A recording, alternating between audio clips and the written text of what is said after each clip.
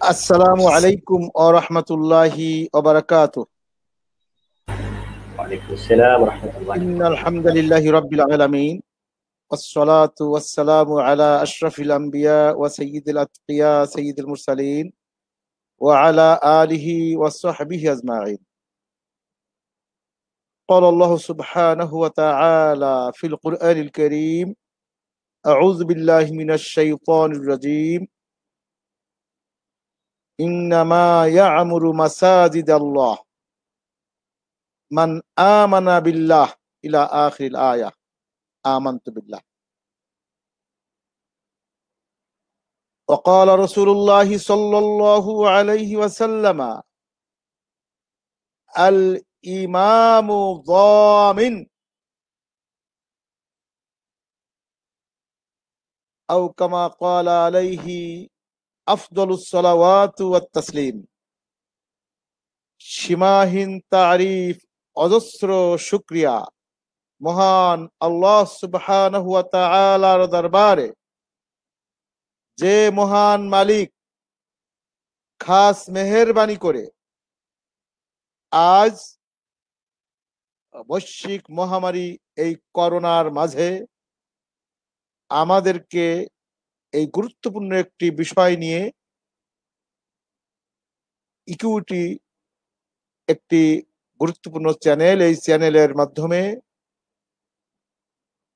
একান্ত সম্মানিত দর্শক শ্রোতাদের সামনে হাজির হওয়ার তৌফিক দিয়েছেন, সেই মালিকের দরবারে আমরা শুকরিয়া আদায় করি, আলহামদুলিল্লাহ।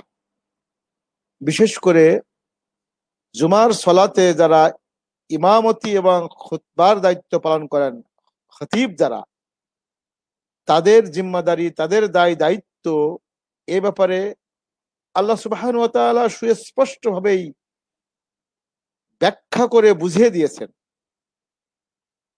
যে 5টি জিনিস মসজিদের যারা খাদেম, মসজিদে যারা ইবাদত করবেন, মসজিদ যারা সংস্কার করবেন, মসজিদ যারা আবাদ করবেন, মসজিদের আবাদকারী, মসজিদে ইবাদতকারী, মসজিদের খাদেম, মসজিদের সংরক্ষণকারীদের ব্যাপারে আল্লাহ তাআলা জানিয়ে দিয়েছেন, ইন্নামা ইয়ামুরু মাসাজিদাল্লাহ, নিশ্চয় আল্লাহর মসজিদ সমূহকে নির্মাণ করবেন, আবাদ করবেন, সংস্কার করবেন, নিয়ন্ত্রণ করবেন কারা?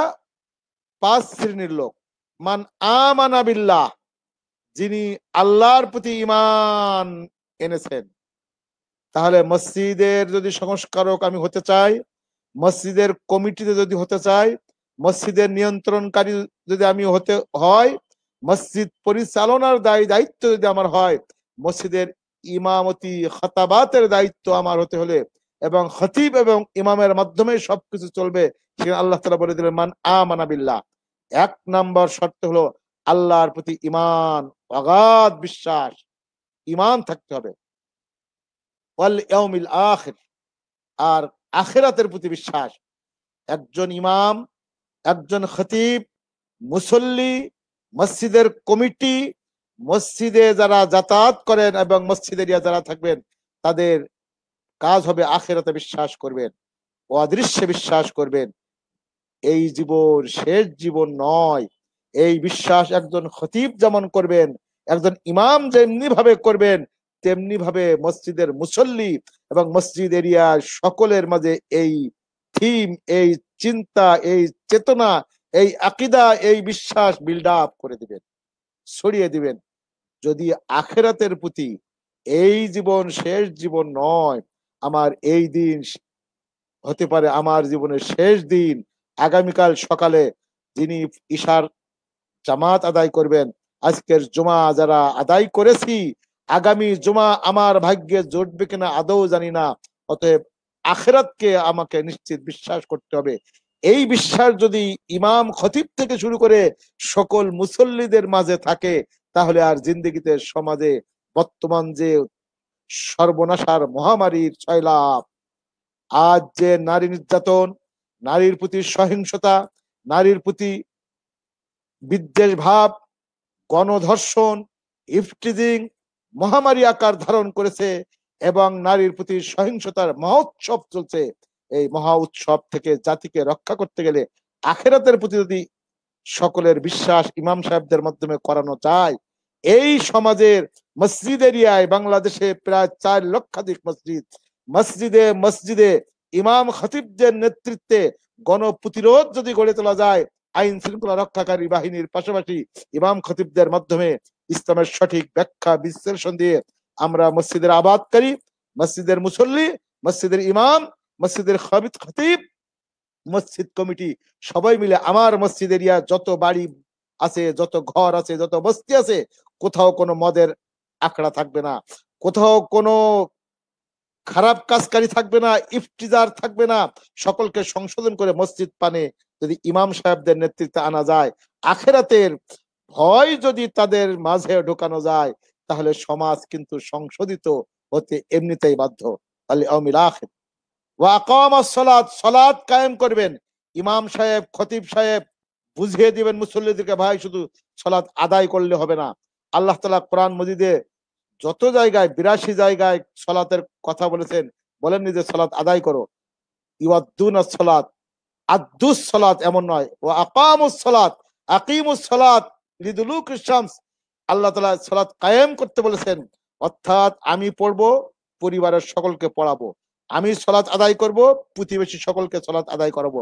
আর তা দিলে আরকান সহ সালাতের শিক্ষা আমি যে আধা ঘন্টা 1 ঘন্টা মসজিদে কাটিয়েছি, বাকি আগামী সালাত পর্যন্ত, আগামী আসর পর্যন্ত, এখন মাগরিব পড়ে আমরা বসেছি, ঈশা পর্যন্ত এই সময় আমি যেন সালাতের হালাতে থাকতে পারি।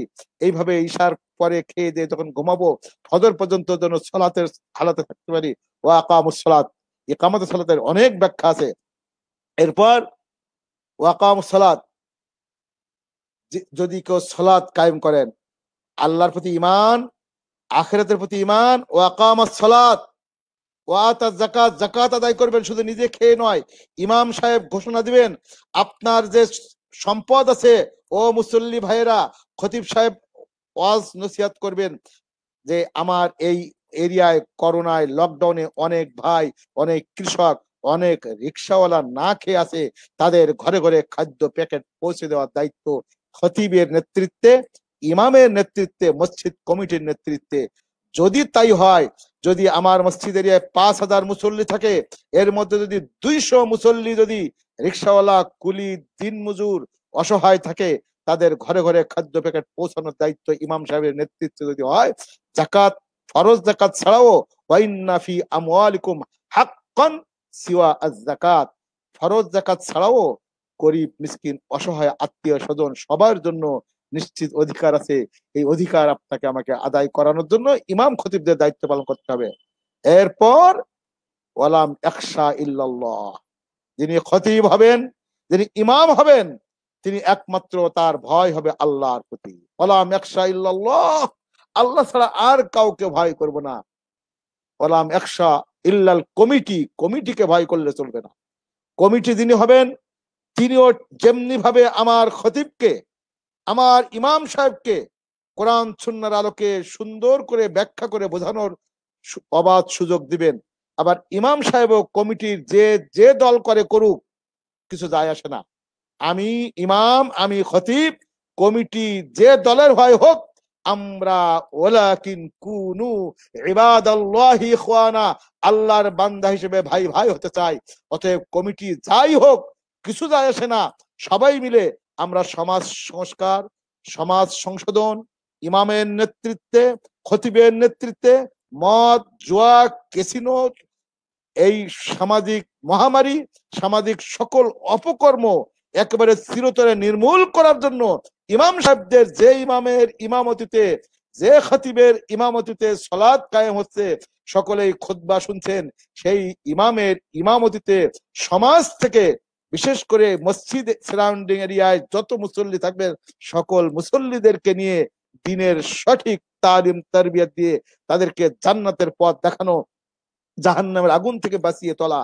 সে যে ধর্মের হোক, হিন্দু, বৌদ্ধ, খ্রিস্টান, মুসলিম, অমুসলিম, জাতি ধর্ম নির্বিশেষে সকলকে সংশোধনের দায়িত্ব ইমাম সাহেব, খতিব সাহেবদের নেতৃত্বে হতে হবে।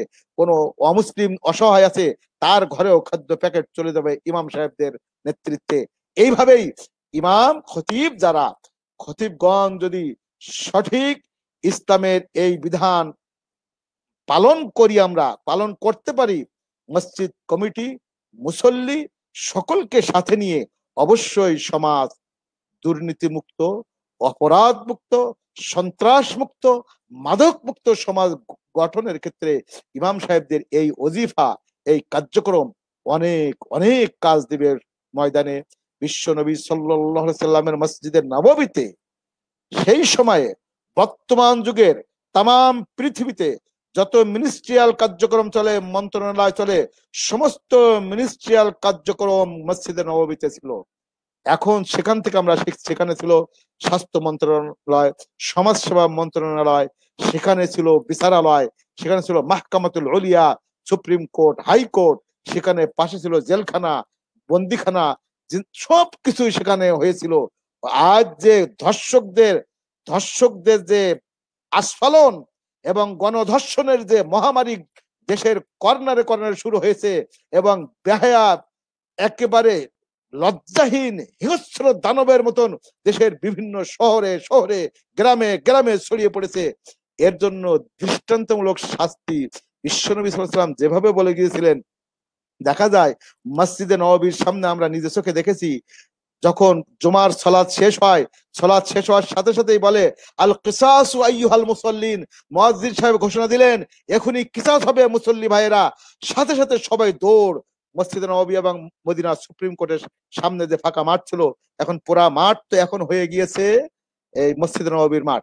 সেখানে এই কিসাস হতো দেখতাম। সেখানে নিয়ে যখন সেই ধর্ষক অথবা খুনি যারা, সন্ত্রাসী যারা, তাদেরকে ধরে নিয়ে পিঠ মোড়া দিয়ে বাঁধে তাদেরকে যখন গাড়ি থেকে নামানো হলো, নামানোর পরে যখন তরবারি নিয়ে এইভাবে লাফানো শুরু করলো জাল্লাদ, আস্তে করে অনেকে দেখে দেখা গেল ইউনিভার্সিটির পরে অনেক ছাত্র শিক্ষকও মাথা ঘুরে পড়ে যায় ওই রৌদ্রে, এই ভয়ে। এইরকম যদি আমাদের সরকারি ভাবে দৃষ্টান্তমূলক